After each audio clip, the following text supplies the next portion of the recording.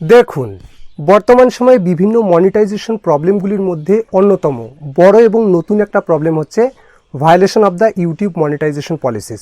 বর্তমান সময়ে অনেক ইউটিউব চ্যানেলের মধ্যে মনিটাইজেশনের জন্য অ্যাপ্লাই করার সময় দেখা যাচ্ছে অনেক ইউটিউব চ্যানেল মনিটাইজেশন কিন্তু violation of the YouTube monetization policies এটা দেখিয়ে কিন্তু বাতিল করে দেওয়া হচ্ছে।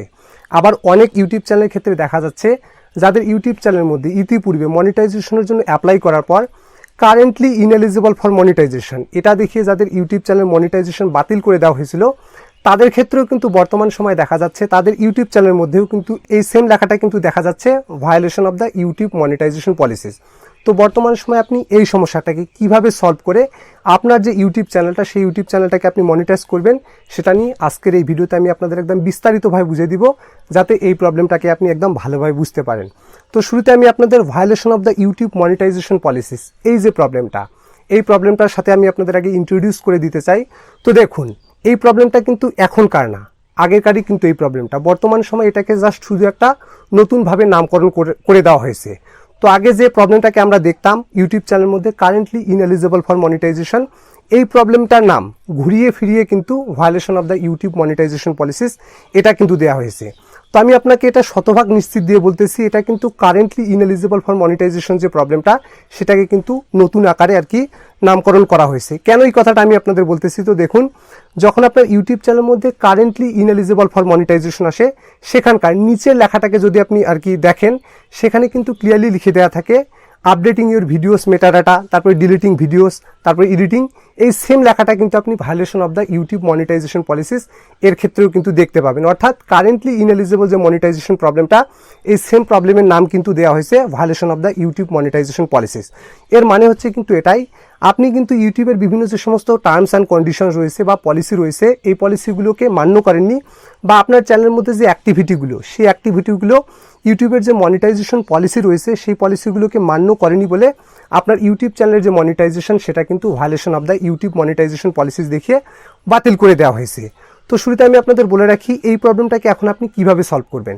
তো এখানে আপনি দেখতেই পাচ্ছেন এখানে কিন্তু ক্লিয়ারলি লিখে দেওয়া হয়েছে এডিটিং, ডিলিটিং ভিডিওস ও আপডেট ভিডিওস ডিটেলস। এই তিনটাকে কাজ করে কিন্তু আপনার যে ইউটিউব চ্যানেলের যে মনিটাইজেশনটা সেটাই কিন্তু ফেরত আনতে হবে।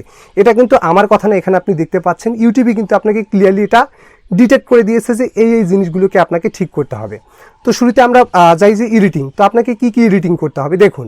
সাপোজ ধরুন যে আপনি একটা ভিডিও বানিয়েছেন, সেই ভিডিওর মধ্যে আপনি অন্য কারো কিছু ইউজ করেছেন। ধরুন যে আপনি অন্য কারো একটা ক্লিপ, ধরুন যে 20 সেকেন্ড বা 30 সেকেন্ডের ক্লিপ ইউজ করেছেন, সেটার কারণে দেখা যাচ্ছে যে আপনার মনিটাইজেশনের ক্ষেত্রে প্রবলেম হচ্ছে যে এই ক্লিপটা অন্য কারো বা যেটা কপিরাইট ফ্রির আন্ডারে পড়ে না।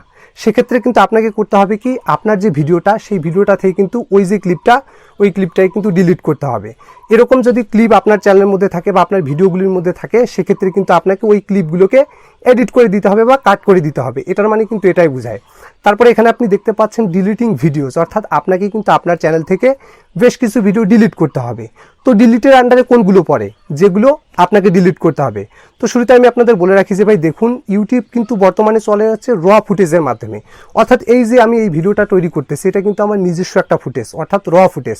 তো দেখুন ভাই, আপনার একটা ব্লগ চ্যানেল রয়েছে, ধরুন যে আপনার একটা ব্লগ চ্যানেল রয়েছে। এখন আপনি করলেন কি, ওই ব্লগ চ্যানেলের মধ্যে অন্য কারো মিউজিক এনে আপনি এটাকে আপলোড করে দিলেন, সেটা কিন্তু আপনার কন্টেন্টের আওতায় পড়ে না। সেক্ষেত্রে আপনাকে করতে হবে কি, আপনার নিজস্ব কন্টেন্টগুলো চ্যানেলের মধ্যে রেখে বাকি অন্য সমস্ত যে সমস্ত কন্টেন্ট রয়েছে বা অন্য কারো কন্টেন্ট রয়েছে সেই সমস্ত কন্টেন্টগুলোকে কিন্তু আপনাকে ডিলিট করে দিতে হবে। অর্থাৎ আপনার চ্যানেলটাকে কিন্তু সুন্দরভাবে সাজাতে হবে। এরপর এখানে আপনি দেখতে পাচ্ছেন আপডেটিং ভিডিওস মেটাডাটা, অর্থাৎ এগুলোর মূল ভাবগুলো কিন্তু আমি আপনাকে বলে দিচ্ছি। তো আপডেটিং ভিডিওস মেটাডাটা বলতে কিন্তু এটাই বোঝানো হয় আর কি, আপনাকে কিন্তু আপনার video title, thumbnail and description এগুলো কিন্তু আপনাকে চেঞ্জ করতে হবে।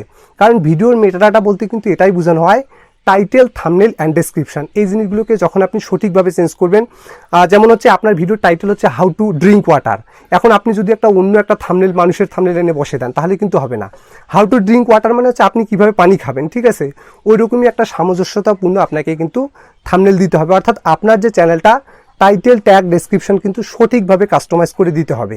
এটার মাধ্যমে কিন্তু এটাই বোঝানো হয়েছে।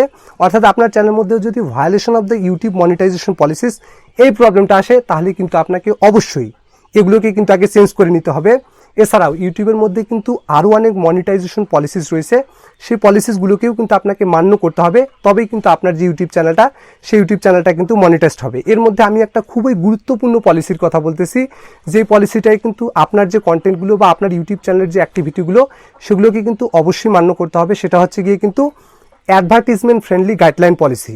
আর এই পলিসিটা কিন্তু অনেক স্ট্রিক্ট একটা পলিসি। আপনার ইউটিউব চ্যানেলকে যদি আপনি মনিটাইজ করতে চান, তাহলে আমি আপনাদের বলে রাখি সব থেকে ইম্পর্টেন্ট পলিসির মধ্যে খুবই ইম্পর্টেন্ট একটা পলিসি হচ্ছে কিন্তু অ্যাডভার্টিজমেন্ট ফ্রেন্ডলি গাইডলাইন পলিসি।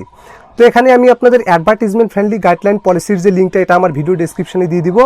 এখানে কিন্তু আপনি ক্লিয়ারলি দেখতে পাবেন যে এই সমস্ত কন্টেন্ট যদি আপনি আপনার চ্যানেলের মধ্যে আপলোড করেন, এখানে আপনি কিন্তু লিস্টগুলো দেখতে পাচ্ছেন।